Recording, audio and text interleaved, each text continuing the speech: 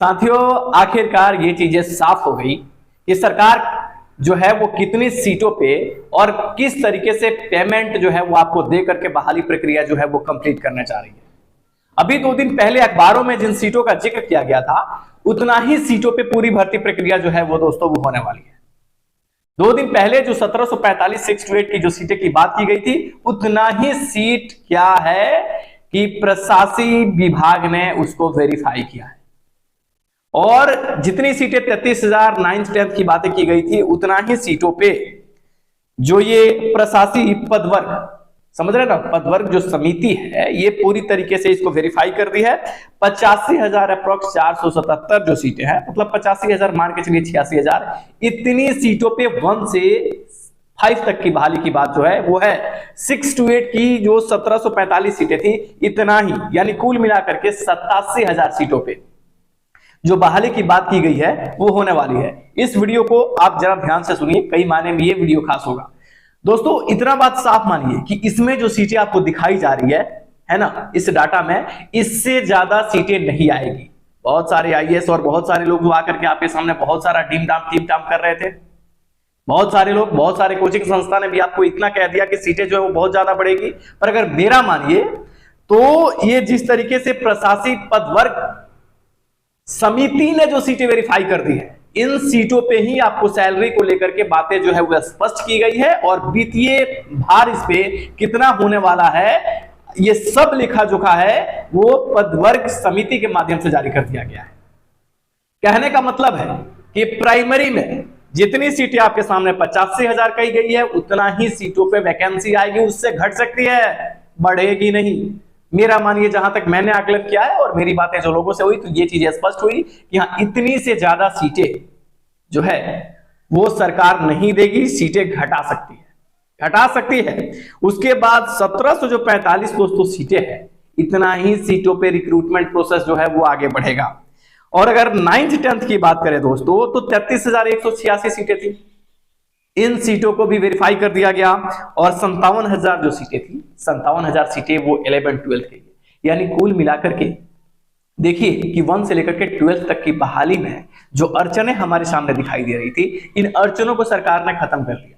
ये भी कयास लगाया जा रहा था कि ये जो सीटें हैं दोस्तों, सरकार जो है वो पदवर्ग समिति या फिर अलग अलग समिति के नाम पे हो सकता है कि इस बहाली को लटकाए, लेकिन कहीं ना कहीं वित्तीय भार जो इस पे होने वाला है इन शिक्षक भर्ती प्रक्रिया में, इसका पूरा ब्यौरा जारी करके ये संदेह क्लियर कर दी। और पदवर्ग एक एक पद की बात जो है वो उन्होंने वेरीफाई कर दी कि हम जिन पद पे शिक्षकों की भर्ती करेंगे उस पद पे हमारा वित्तीय भार कितना होगा।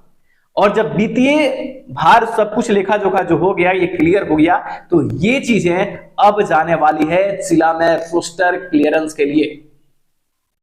अब आप एक बात समझिए, जितने साथी लोग कह रहे थे कि सीटें काफी बढ़ेगी या 1745 सीटें थी उसमें इंक्रीजमेंट होगा, ये बहुत सारे लोग कह रहे थे।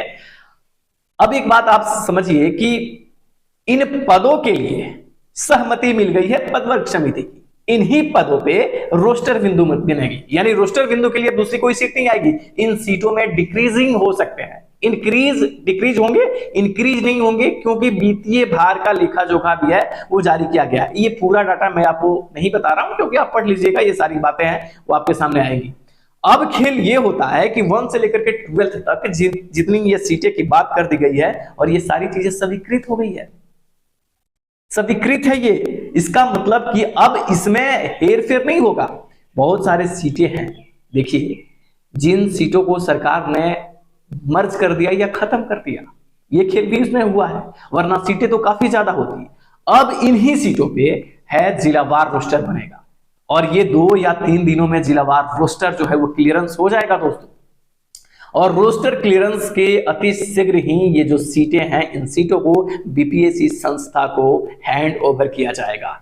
और बीपीएससी संस्था जो है इन सीटों पे जब उनको हर तरीके से वेरीफाई, पेमेंट से रिलेटेड है ना, और रोस्टर वाइज मतलब उनके कैटेगरी वाइज, रोस्टर का मतलब ये होता है मतलब कि एक एक कैटेगरी वाइज, जैसे बीसी एसटी ओबीसी फीमेल, ये टीम टाम जितना होता है, इनको सीटें मतलब डिस्ट्रीब्यूट करना इनमें, और उसके बाद इन सीटों को दे दिया जाएगा बीपीएससी संस्था को। और बीपीएससी संस्था जो है वो क्या करने वाली है, आगे आप जानते हैं कि अब परीक्षा का नोटिफिकेशन जो है वो आएगा। कहने का मतलब ये है कि इतने प्रोसेस तक अभी तक सरकार ने कुछ नहीं किया था। पहली बार है कि सरकार ने वित्तीय भार जो पड़ने वाले हैं उन सारी बातों का इन्होंने जो ब्यौरा है वो दे दिया है, और सारे विभाग के सिग्नेचर्स, समझ रहे हैं ना, अब फाइनल स्टेज में है ये दोस्तों, क्योंकि रोस्टर बनाने का काम जो होता है वो एटलीस्ट लास्ट में होता है। बात तो आप समझिए, रोस्टर जो बनाने का काम है जिला के अंदर, है ना, ये लास्टली काम है। वो सीटें जो हैं वो बंद क्लियर हो चुकी हैं इन्हीं सीटों पे। तो यही मेरा कहना है कि अब भ्रम में मत रहना कि सीटें इंक्रीज होगी, ये सीटें डिक्रीज भी ना होगी, संभावना रखिए, लेकिन इंक्रीज होने की पॉसिबिलिटी नहीं है, क्योंकि अगर अब सीटें इंक्रीज होगी तो क्या दोबारा पदवर्ग समिति में जाकर के पैसे अलॉट किए जाएंगे? समझ रहे हैं ना, समझ रहे हैं क्या खेल है? तो ये जितनी सीटें हैं इतना ही सीटों पे पदवर्ग समिति के माध्यम से ये चीजें वेरीफाई हो गई। अब पदवर्ग जो है, ये पदवार जो है इनकी रोस्टर बिंदु बनेगी जो जिले से होंगे, और उसके बाद ये पूरी सीटें जो होंगी वो कहां जाएगी, बीपीएससी संस्था को, और संस्था जो है वो एग्जाम लेने की पूरी तैयारी जो है वो कर देगी।